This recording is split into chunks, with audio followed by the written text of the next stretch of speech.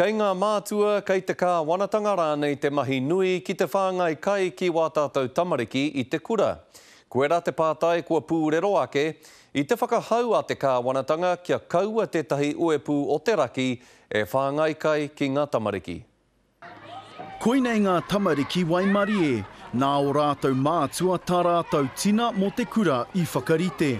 Engari e ai ki tēnei taratihi Māori i Kaitaia, tērā e tihi tamariki kei te mate kai i te kura. Is their job to be providing lunches in schools? No, actually, it's not. Kei te ringa toko i te ora tētihi kirimana mai te tarita mai tītai o hi whānau, e kia nei ko ngā kaimahi toko i te ora i ngā kura. Mō te whātau rātau e whāngai kai ana ki ngā tamariki, he oi hei tā te tari kā wanatanga, kāti tēnā mahi i te mea kāore i roto i tā rātau kirimana.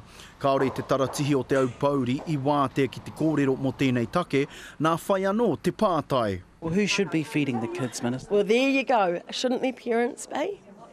You know? Shouldn't their whānau? Shouldn't their family? I tēnei wā, kei te kawe haere te minita i tana pepa kākāriki ki te motu, i te raki ia i kō tataake nei no reira, he pēhea nei ngā whakaaro o te hapori o reira. Parents, but if they're not working, and if they haven't got any money to buy food, why not the schools? I'd say we both have a part to play in feeding our children. Obviously parents first and foremost, but I think the government does have a role to play in helping out parents do their job. Yeah. I am one of those that thinks if we fully take the responsibility away from their main caregivers, then we may as well as a state try and be everything to everyone, and that's never going to happen. She's dreaming. See, once they get in, they promise you the moon, once they get there, they suffer from amnesia. That's the politician's disease. Hone Harawira is the only one to talk to.